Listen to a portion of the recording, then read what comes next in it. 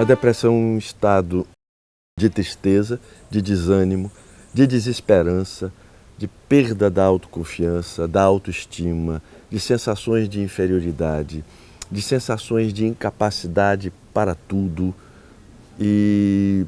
Mas eu falo isso de uma dimensão muito grande, porque todas as pessoas, quando estão saudáveis, têm e podem ter todos esses sentimentos.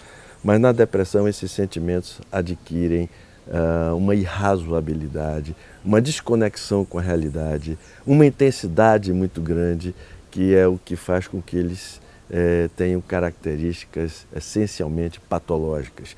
Deixem de ser aqueles sentimentos reativos que nós temos no nosso dia a dia.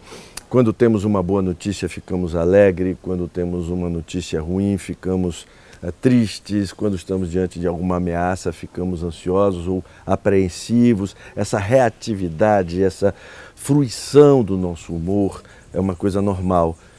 Mas no estado patológico, essas coisas começam a tomar conta da pessoa de uma forma incontrolável, insuportável e desconectada com o que está acontecendo à volta das pessoas. É uma espécie de patologia da tristeza. Nela você tem uma diminuição da capacidade de sentir prazer e um tipo de tristeza duradouro em que o indivíduo sente um pessimismo, uma perda do sentido de continuar vivendo. Então, assim, a depressão ela é caracterizada por vários sintomas, né, que juntos, por um período de tempo, caracterizam a doença. Então, para dizer que um paciente está com depressão, ele tem que ter pelo menos tristeza ou anedonia associada a outros sintomas, como perda de apetite, perda de peso, insônia, perda do desejo de fazer as coisas, diminuição da energia, diminuição da vontade da parte sexual. E esses sintomas, eles precisam, assim, segundo os guidelines, você tem uma continuidade de pelo menos de 2 semanas apresentando esses sintomas para você poder caracterizar uma depressão. Às vezes você acorda triste, ou seja, por algum motivo, e aí você fala, estou deprimido hoje. Não existe essa coisa, estou deprimido hoje. A depressão ela é uma doença, ela tem que ter uma história natural, uma evolução. Você está triste, você não está deprimido.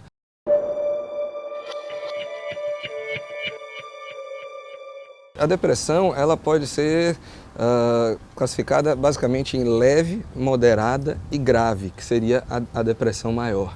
Mas esse sofrimento depressivo ele tem gradações e tem durações também diferentes. Se você tem depressões independente de leve ou grave, que pode ser de curta duração, outras podem durar meses, outras podem durar anos e algumas podem durar a vida toda, tornando-se um caso crônico, refratário aos tratamentos e extremamente incapacitante. Uma depressão intensa é um sofrimento insuportável que coloca o doente em risco de vida, porque a depressão ela leva ao suicídio.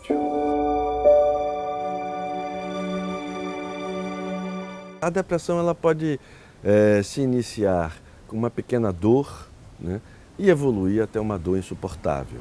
Né. Quando eu falo em dor, eu estou falando de uma dor grave, mas uma dor diferente das dores somáticas que a gente está acostumado a falar e até usualmente a sentir, que faz parte do nosso dia a dia, uma dor de uma fratura, uma dor no estômago, uma dor de barriga, enfim, N dores que a gente consegue sentir ao longo do nosso corpo. Mas a depressão é uma dor na alma, né? É uma dor moral, é uma dor existencial. A pessoa se sente infeliz, desmoralizada, inferiorizada, incapaz, incompetente. Quer dizer, ela está se sentindo a última pessoa nesse mundo. Ela sabe tudo o que deve ser feito, tudo o que ela deveria fazer, ela se cobra a fazer essas coisas, ela teme que as pessoas não estejam acreditando que ela esteja doente.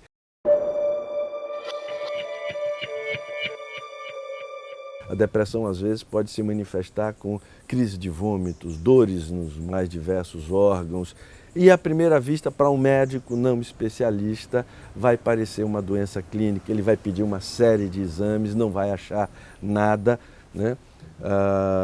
Às vezes, infelizmente, chega para o doente e diz, olha, você não tem nada porque não deu nada no exame, né? e isso aí deixa o doente a mais um passo à beira do suicídio, porque o fato de não dar nada em exames clínicos não significa que ele não tenha nada. A depressão é uma doença gravíssima, leva à morte e não aparece em nenhum teste de triagem clínica. A avaliação é feita, né, pela entrevista com o profissional. É aí que se faz o diagnóstico da depressão.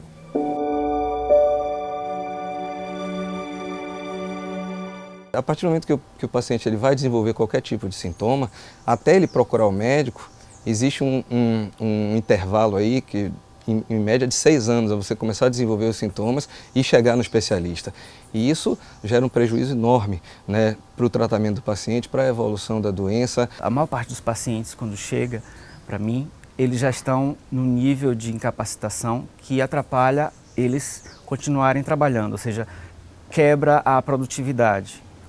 Mas a gente percebe que a maior parte desses já estava há um ano ou talvez mais tempo deprimido e estava tendo prejuízos com isso, principalmente o sofrimento. Mas culturalmente as pessoas só buscam ajuda, até pelo estigma e desconhecimento, quando começa a interferir na capacidade produtiva. O preconceito está muito arraigado ainda com a palavra psiquiatria, e isso tem que deixar de existir, porque a psiquiatria é uma especialidade médica como qualquer outra.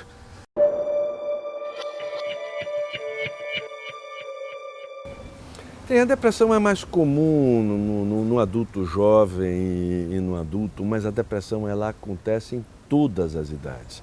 Desde a infância até os pacientes idosos, todos, né, podem ser acometidos do seu primeiro episódio de depressão. E é evidente que a forma como a doença se apresenta, a gente chama tecnicamente da patoplastia da doença, ela está muito contaminada pela nossa cultura, pelo nosso ambiente social, pela nossa educação, pelos nossos interesses imediatos e pelas peculiaridades da idade.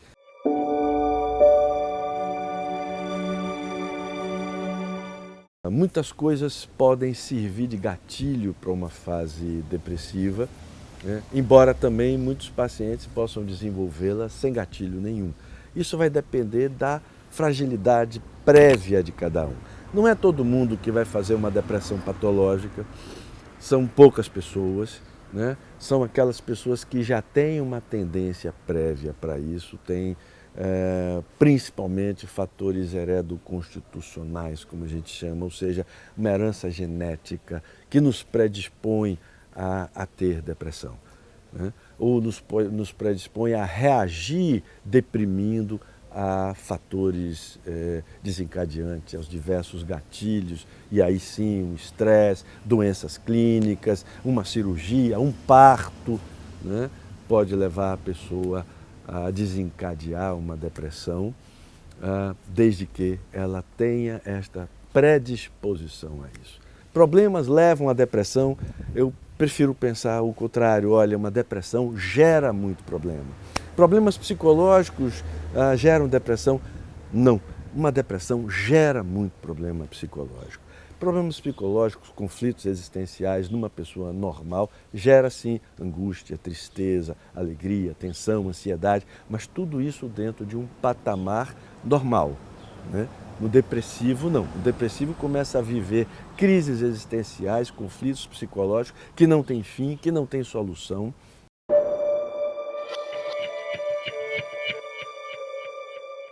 Se a própria depressão evolui espontaneamente para a sua resolução, ou seja, a fase depressiva, ela pode passar espontaneamente, ou ela pode evoluir para a sua resolução mediante tratamento biológico.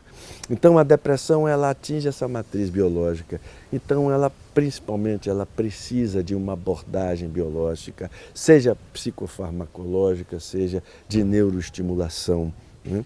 E como apoio ela precisa de uma psicoterapia. Mas você não vai achar que não é uma psicoterapia que vai tratar uma depressão grave. Da mesma forma, você não vai achar que você trata uma depressão grave sem esse suporte psicológico. É preciso juntar as várias abordagens de tratamento, porém, cada qual sabendo o seu papel, cada qual sabendo exatamente o que está fazendo naquele processo de tratamento. Você tem um tratamento com antidepressivo, que existe uma gama de antidepressivo, de modalidades diferentes de antidepressivo, que aí a depender da queixa, de como o paciente esteja se sentindo, o psiquiatra vai indicar aquele mais adequado. Né? Você pode usar um antidepressivo, você pode associar antidepressivo, você pode potencializar o tratamento.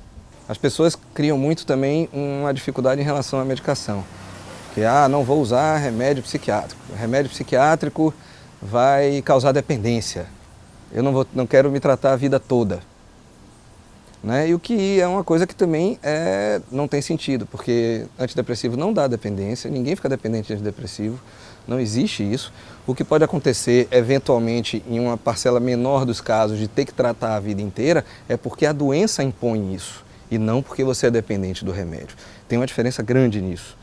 Né? Você tem que tratar a hipertensão a vida inteira, não porque você é viciado no remédio de pressão, e sim porque se você não tratar, a pressão não baixa.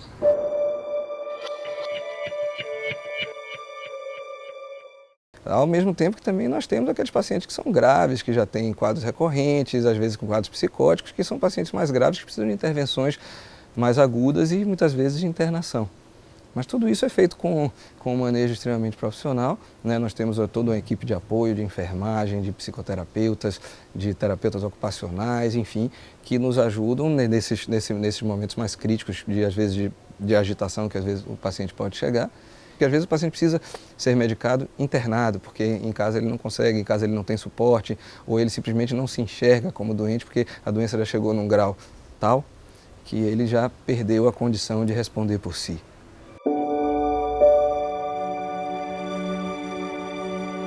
Tem casos que você trata com tratamentos não medicamentosos, tratamentos físicos, como de neuromodulação. Você usa a estimulação magnética transcraniana, que é um tratamento relativamente novo, né, no qual você faz a indução de ondas magnéticas na córtex, né, e com isso você modula o funcionamento neuronal, levando o paciente a uma melhora. É um tratamento indolor, que não precisa de anestesia, que o paciente chega, senta confortavelmente na poltrona, faz o tratamento e com 30 minutos vai para casa, ou vai para o trabalho, vai para onde for. Né? É recomendado para depressões moderadas, graves ou para pacientes que não toleram medicação, porque às vezes tem pacientes que têm uma dificuldade de metabolizar a medicação e não toleram efeitos colaterais dos remédios. A eletroconvulsoterapia é chamado antigamente de eletrochoque. É um tipo de tratamento que ficou estigmatizado porque associavam-se à tortura, quando na verdade não existe sofrimento. Quando você passa uma carga elétrica no sistema nervoso central, imediatamente o indivíduo entra em inconsciência, ele não sente dor. Nas últimas décadas a gente tem avançado muito em terapias farmacológicas, né? Nenhuma delas, principalmente em termos de tratamento para depressão, nenhuma delas consegue ter mais eficácia do que o tratamento de choque.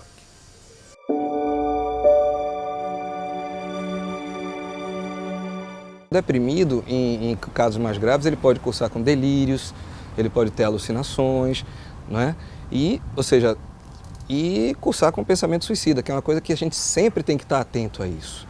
Porque 70% dos pacientes que se suicidam têm um quadro depressivo. Perguntar sobre suicídio para um paciente deprimido é importante. A gente, às vezes, pode ficar com um certo melindre, né? Ou seja, poxa, mas eu vou perguntar, você é invasivo? Não. Né? Em geral, quando você pergunta para o paciente se eles têm algum desejo ou se ele já pensou em se matar, aquilo às vezes é um alívio para ele, porque ele tem com quem para passar o que ele está sentindo. Né? E aí uma coisa que ele está guardado dentro dele, que ele está pensando, que ele está imaginando, né? Ele pode colocar aquilo para fora e aquilo já dá um alívio e permite que a gente norteie o tratamento de acordo com a gravidade dos sintomas.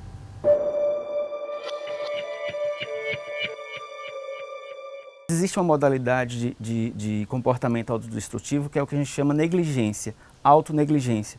Ou seja, o indivíduo também, muitas vezes antes do estado de pensamento suicida, ele pode já estar negligenciando o tratamento de outras doenças, como diabetes, ele pode estar negligenciando a higiene. Então, ele perde um pouco essa capacidade de se cuidar.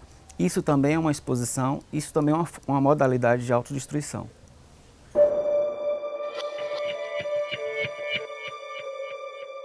Você vai iniciar o tratamento antidepressivo, esse paciente vai fazer o acompanhamento e digamos que esse paciente melhore com 30 dias. Ele vai querer, em geral, as pessoas querem parar o tratamento. vamos suspender, vamos parar, já estou bem, não tem sentido eu tomar. É outro erro. Porque a depressão, a despeito de ter cura, ela tem um potencial de cronicidade. Então, ou seja, o ideal é que você, a partir do momento que você esteja bem, esse tratamento se mantenha por pelo menos 1 ano para a gente pensar em parar. E quando der 1 ano, o paciente estiver bem, você para em 1 semana o tratamento. Então não existe nenhum risco de dependência. O que esse tratamento prolongado faz é diminuir o risco de recaídas. A partir do momento que você desenvolve o primeiro episódio depressivo, você tem 50% de chance de desenvolver o segundo em alguma época. Não tratou adequado ou tratou e desenvolveu o segundo, 70% de chance de desenvolver o terceiro. Desenvolver o terceiro, a doença está praticamente crônica. Você tem mais de 90% de chance de desenvolver episódios subsequentes. Aí, nesse caso, você tem que tratar a vida inteira.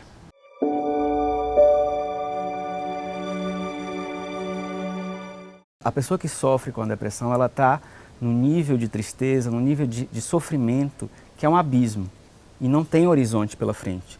Então é importante você destacar para aquele paciente que é uma fase em que você vai estar com ele, você entende o sofrimento, você vai medicar e aliviar aquele sofrimento o quanto antes. Isso já dá uma segurança, já dá até um alento para aquele paciente.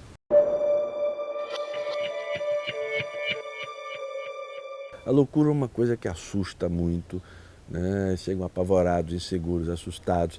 Portanto, a primeira coisa que a gente tem que fazer é o acolhimento. Principalmente quando está em situação grave, que precisa de uma internação, aí a atenção é elevadíssima. E aí é fundamental o acolhimento humano, a atenção, a fazer o paciente, as pessoas, né? E não só o paciente, mas os pacientes, seus familiares, seus amigos, se sentirem amparados, compreendidos, acolhidos, para daí então a gente começar a parte técnica.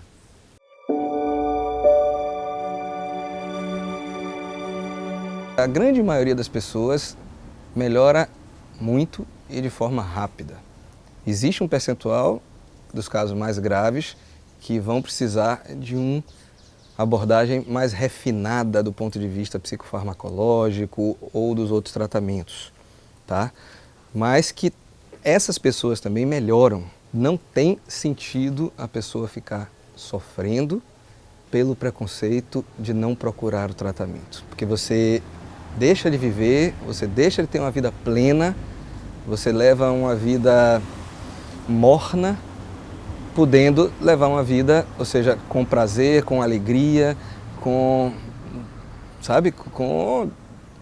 vontade de viver, aproveitar sua família, aproveitar seu trabalho e não transformar o dia a dia num peso, e que às vezes as pessoas têm um quadro depressivo, por exemplo, mais leve, mas que conseguem conviver, conseguem trabalhar, e aí não buscam ajuda, mas eles podem melhorar aquilo. E aquilo, ou seja, o que o dia a dia é difícil acordar para ir para o trabalho, o dia a dia é difícil assim conviver em família, aí dorme mal, acorda mal, está sempre se sentindo incomodado, está tudo ruim, assim, a vida é sem graça, eu trabalho porque não tem jeito. Aí termina abusando de substância, termina buscando o álcool como refúgio, uma coisa desse tipo, às vezes você está deprimido. E você pode ser ajudado e melhorar. E é isso que a gente faz.